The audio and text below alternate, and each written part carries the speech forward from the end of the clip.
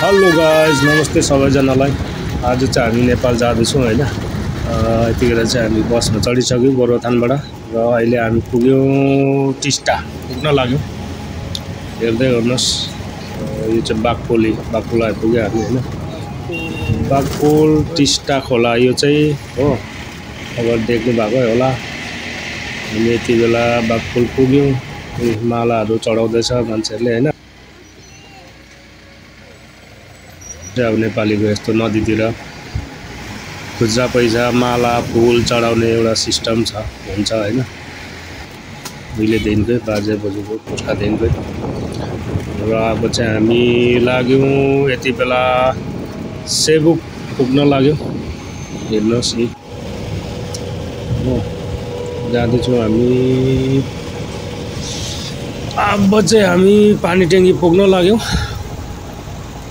हेर्नुहोस् साथी हो, भाइ र म पछाडि बस्नु चाहिँ भाइ हो होइन। दुई भाइ मात्रै छौँ गाडीमा।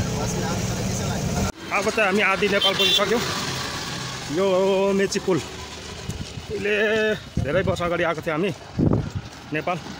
यही बाटो हिँडेर हो, आज फेरि आइँदैछ। यतापट्टि यो नेपाल धान खेती ड्याममै रहेछ हो।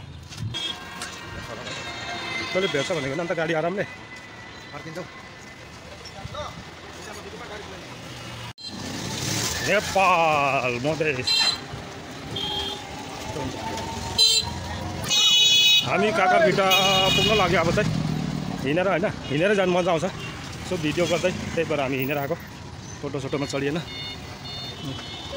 नेपाल जय नेपाल। इटाभट्टा स्ट्यान्ड जाँदैछौँ हामी हिँडेर। यहाँबाट जाने बाटो चाहिँ यो रहेछ हो, चट्टै ढ्याङ टाढा टाढा पहाड। घाममा भए मजा आउँछ हिँडेर, नयाँ जग्गा भएर। तपाईँहरू को हिँड्नु भएको छ यो बाटो कमेन्ट गर्नु होला है। ऊ त्यो पर होला सायद इटाभट्टा स्ट्यान्ड जाँदैछौँ हामी हिँडेर। घाममा टोइ हिँडाइ हुँदैछ घाममा। हिँड्नु मजा आउँदैछ। तर हो र त्यो दौरा काकाभित्र 30 रुपियाँ भन्नु। हेलो नेपाल।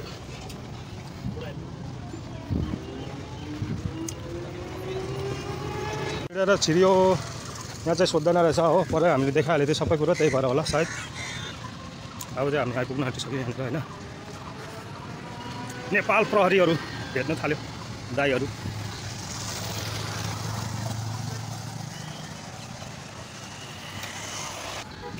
कुनै पर हुनुहुन्छ नेपाल प्रहरी दाई। कता पाउँछ, कता हो यो इटाभट्टा स्ट्यान्ड चाहिँ? स्ट्यान्ड कता यही हो? बस्ने सिधा चाहिँ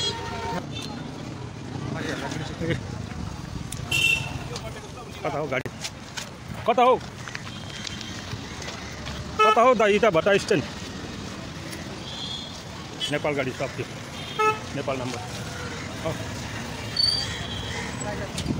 यता कता भन्दैछ उयो?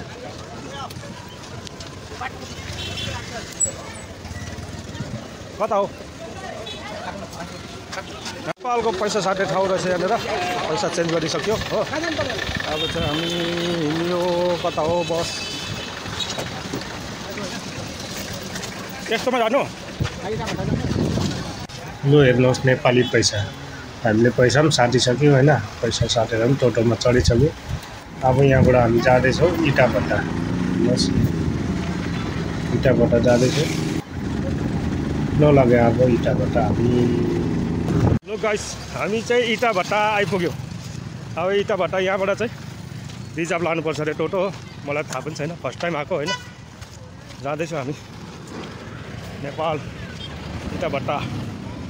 यहाँबाट चाहिँ टोटोमा जानुपर्छ अरे। पार गर्दैछौँ रोड हो। हेर 100 रुपियाँ रिजर्भ। गाडी त आइहाल्छ नि, छिरिहाल्छ हो।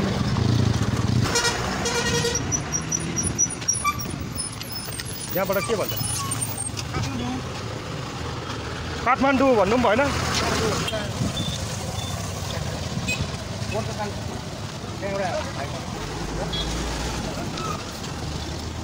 आउनु त आयो, हामी खोइ जग्गाको नामै खास सही जग्गा नै थाहा भएन हामीलाई हो।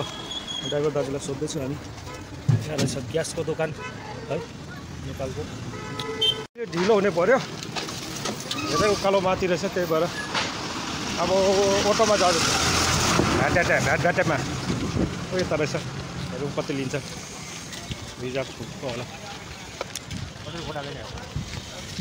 100 रुपियाँ गोटा। लो 100 रुपियाँ गोटा अरे हो। दिप ज्योति यही टोटो जाने गरे। चढियो 2 भाइ टोटोमा।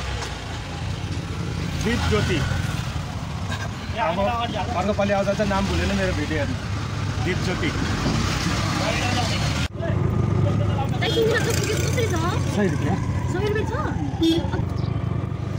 हामी जम्मा 4 जना चढ्यो टोटोमा है।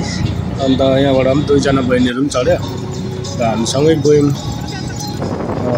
कहाँ जाने होला भनेर थाहा थिएन बहिनीहरू त होइन। लास्टमा चाहिँ बहिनीहरू पनि वहीँ जाने रहेछ होइन, मरौ घरमै सुम्निमा चौक भनेर चढ्यो।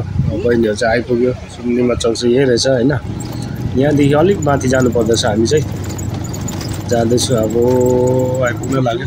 नजिकै छ, यहीँ घरमा चाहिँ।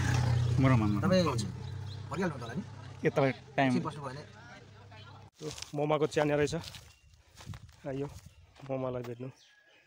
ढोकियो, के गर्नु, जिउँदो हुँदा भेटेको थिएन, देखेको थिएन हामीले। र यतापट्टि चिया बगान रहेछ, सिन्कौलीको गाछहरू रहेछ यहाँनिर हो। लो त अब यस्तै हो जो ओ फर्किनुपर्छ। लो त्यो मोमा चाहिँ उहीँ हुनुहुँदो रहेछ हो। मोमा चाहिँ सेलिब्रेटी एक्टर के हुनुहुन्थ्यो क्या, एवार्डहरू के निकै पाउनु भएको रहेछ, सर्टिफिकेटहरू है। हेर्नुहोस् त पुरा मधेस रहेछ साथी हो यहाँनिर त। घाम लाग्यो त्यस्तै छ टिन हो। हामी चाहिँ हिँडेर फर्किँदैछ। यहाँनिर चाहिँ टोटो केही पनि पाउँदैन रहेछ हो। पाउनु त पाउँदो रहेछ, ढिलो। यहाँनिर चाहिँ अलिकति ठुलो रोड छ, त्यहाँबाट चाहिँ पाउँछ होला सायद। गाडीहरू कुद्दैछ, देख्नु हुँदैछ होला। यहाँबाट चाहिँ अलिकति ठुलो रोड छ हो, पक्का रोड। यहाँ चाहिँ कच्चा रोड रहेछ। यता चाहिँ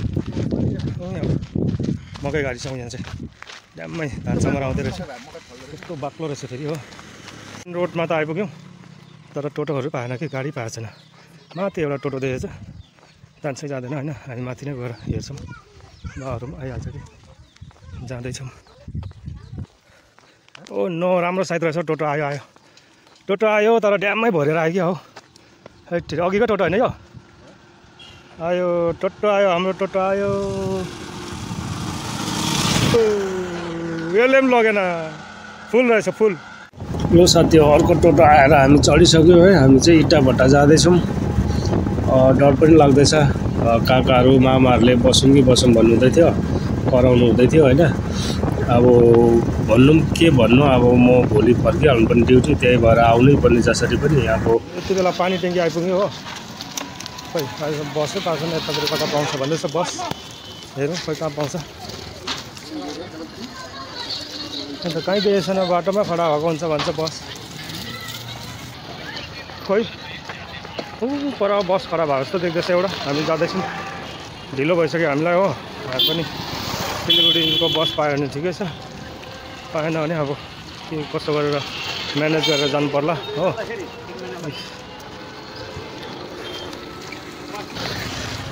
यहाँ छ बस चाहिँ, तर कहाँ जान्छ यो बसहरू, सोधौँ बस कहाँ जान्छ।